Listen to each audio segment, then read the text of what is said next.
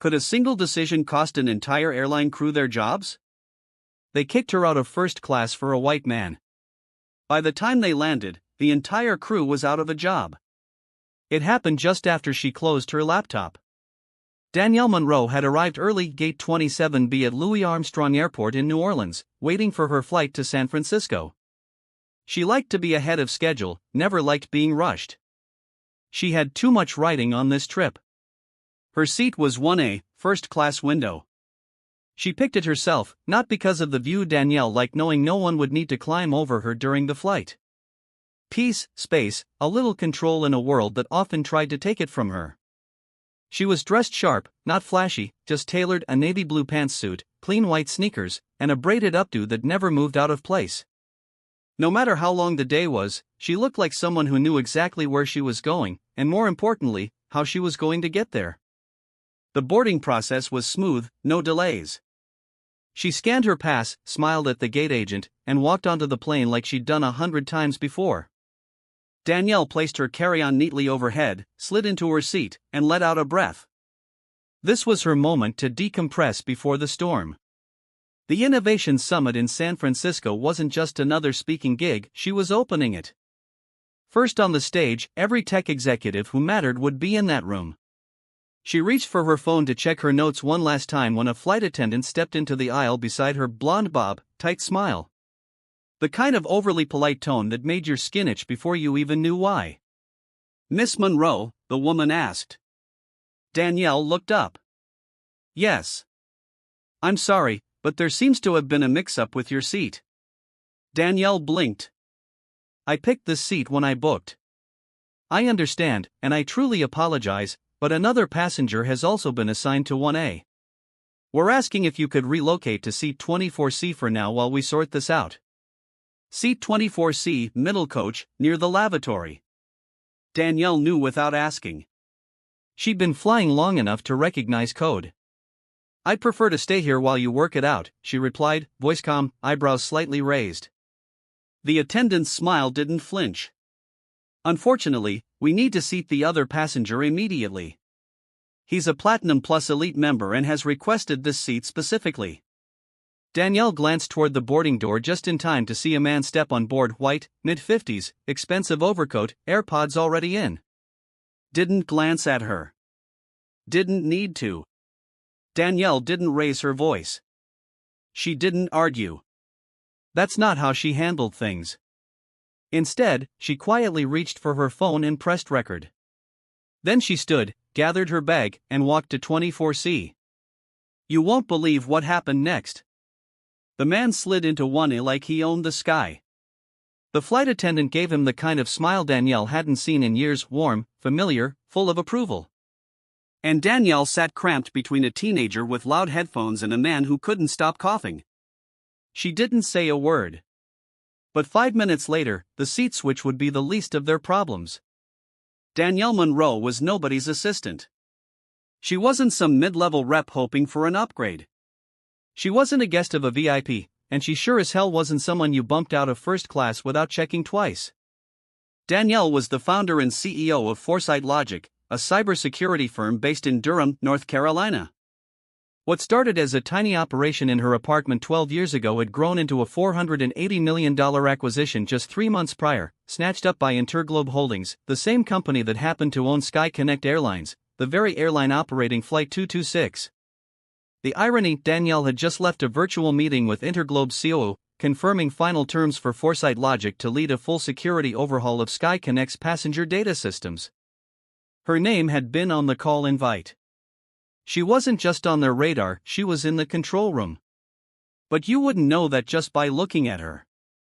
That's what used to bother her most, not the ignorance, but the assumption. She'd sat in rooms full of men who looked past her to speak to her junior engineers. She'd been asked if she was with the catering at conferences where she was the keynote speaker. People never guessed she was the one signing the checks. She stopped correcting them years ago. These days, she just made mental notes like she did with the flight attendant. Seat 24C wasn't just uncomfortable, it was humiliating. Danielle sat still, legs crossed, trying not to let her expression change. She had the video on her phone now. It clearly showed the exchange, the refusal to explain the arrival of the man in 1A, the indifference. She watched it twice, not for proof, for memory. She wanted to remember the tone in the woman's voice, the practiced tilt of her head. That recording wasn't going anywhere just yet. Danielle wasn't someone who went straight to social media. She didn't need likes or retweets. She had real power, the kind that moves silently until it doesn't. The man in 1A eventually ordered a whiskey and opened a paperback, never looked back once. She wondered if he even knew what had happened. Probably not. Men like that didn't ask, they assumed it all worked out in their favor because it usually did. Meanwhile, Danielle's phone buzzed. It was a message from her executive assistant, Tasha Brewster, confirming the press kit was live on the summit site. Right at the top, opening remarks, Danielle Monroe, CEO of forcibly, now partnered with Interglobe Holdings. Danielle smiled, just barely. She typed back, "Great. Let's see if they know who I am now." Then she opened her email and began typing a message, not to her legal team, not yet to the COO, direct line. Subject: Incident on Flight 226, Sky Connect Airlines. And while she typed 30,000 feet in the air, someone on the ground was about to make a phone call that would flip the entire flight crew's day upside down. The seat belt light dinged. The plane tilted gently skyward. Danielle kept typing even as the cabin rumbled during ascent. Row 24 wasn't made for work. Her elbows bumped against both armrests, and the man beside her coughed again, wet, phlegmy. She didn't flinch, she just kept her gaze locked on the email, her thumbs moving with precision. "Earlier today, prior to departure on Flight 226, I was removed from my assigned seat in 1A without cause or proper explanation. A white male passenger was given the seat instead. I was relocated to economy despite having VIP status and a confirmed reservation. This is a matter of both policy and principle, and I expect a response." Short, sharp, no fluff. She hit send. She didn't expect a reply right away. It was Saturday. Most execs were off-grid until Monday. But the COO, Rhett Wallace, wasn't most execs. He didn't believe in offline, not when the company had just swallowed a new division with a direct link to its digital throat. forcibly wasn't just any startup. Danielle's firm had found the data breach in Sky Connect's booking system last year, the one that nearly leaked 30 million passenger records. It was her team that shut it down, patched it, and prevented a class action lawsuit from making headlines. And now here she was, seat 24C, knees jammed, head tilted to avoid the flickering overhead light, watching a flight crew make small talk and pass snacks like nothing happened. The lead flight attendant walked by again, the same woman. Danielle caught her eye. The woman hesitated. "Is there anything I can get you, Miss Monroe?" Danielle didn't blink. "No, thank you." It wasn't a kindness, it was theater. She'd recognize Danielle's name now, maybe from the manifest, maybe from a whispered conversation in the galley. Too late, the damage was done.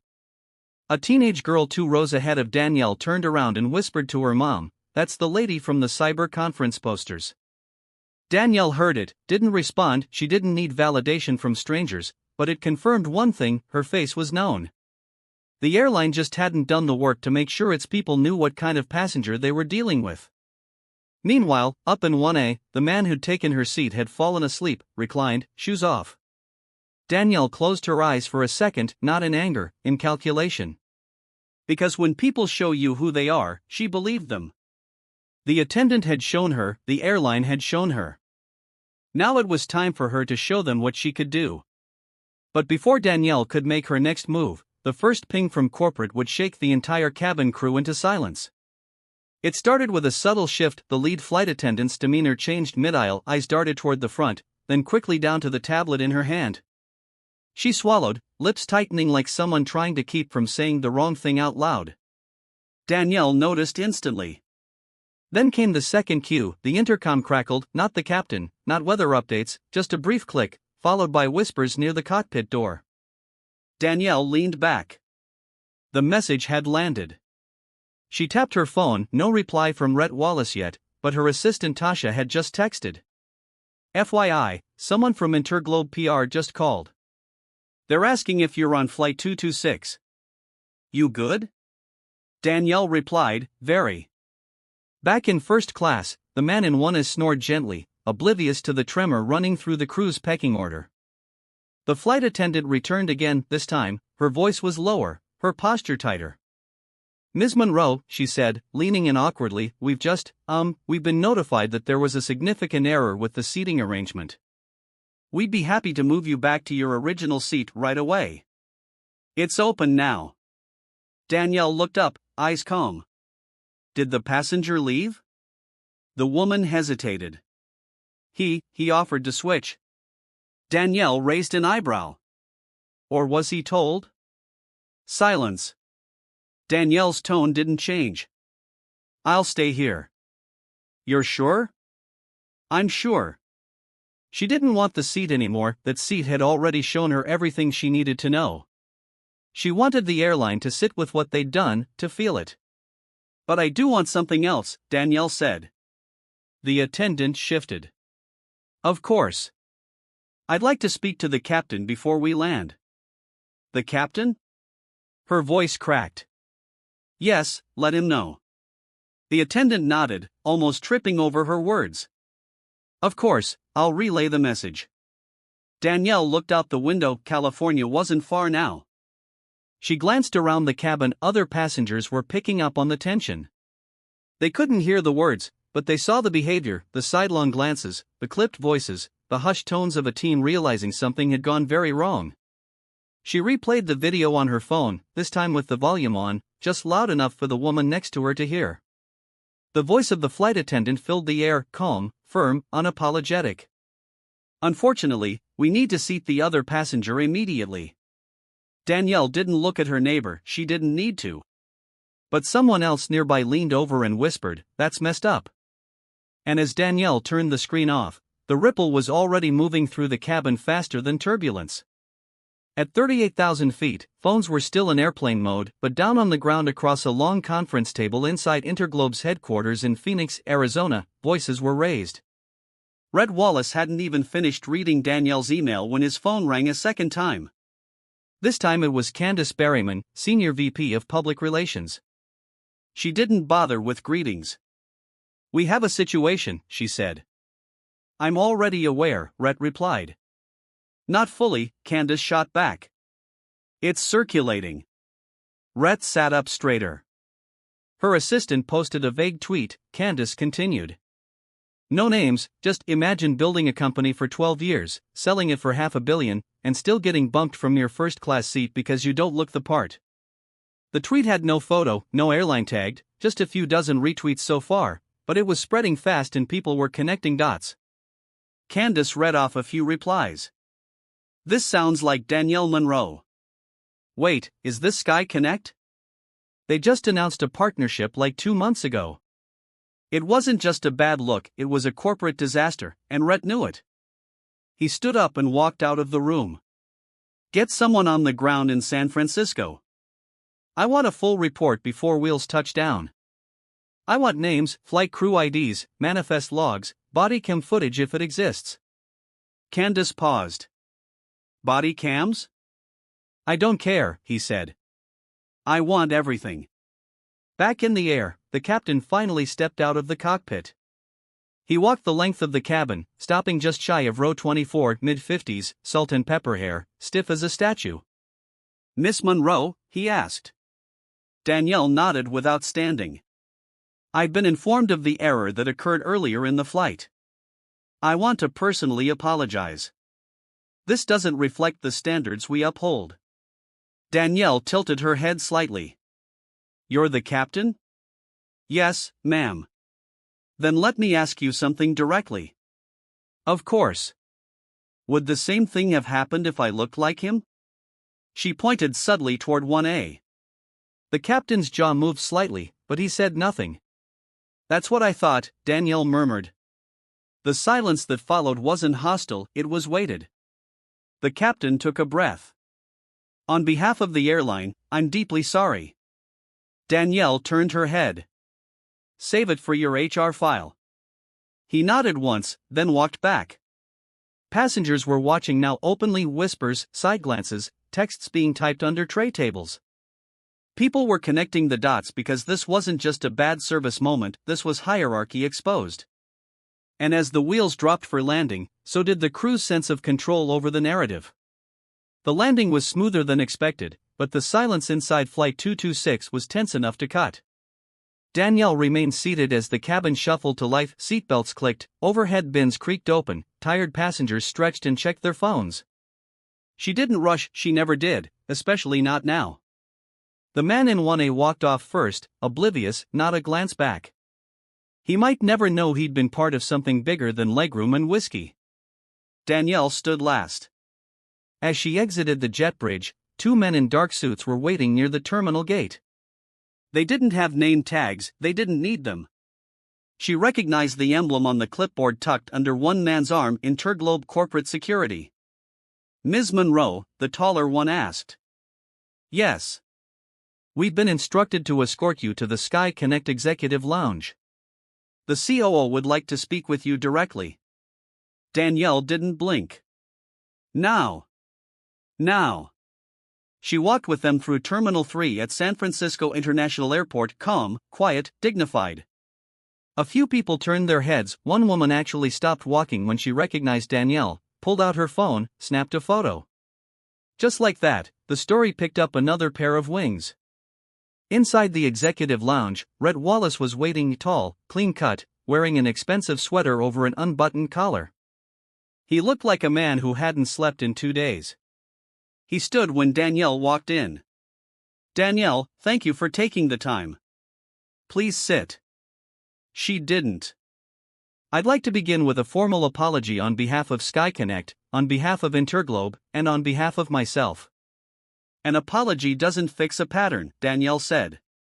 It patches a symptom. Rhett nodded, clearly expecting the heat. We're launching a full internal review. The crew from your flight has been suspended, pending termination. That decision's already in motion. Danielle raised her eyebrows. That fast? You were removed from a reserved seat by a team that didn't follow protocol, didn't verify passenger status, and didn't act with equity. There's no excuse. And if I didn't have your number, we'd still be getting the email, we just would have seen it 6 hours later on the front page of every outlet that tracks race and corporate accountability. He said it like a man who understood how these things worked. Now, visibility wasn't about intention, it was about outcomes.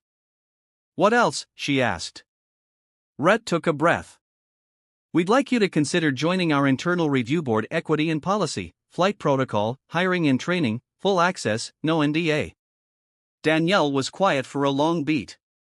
You want me to help fix what your company didn't even realize was broken? Yes. She folded her arms. I'm not here to clean up your mess, Rhett. I didn't build this system, but I'll tell you what I will do. He waited.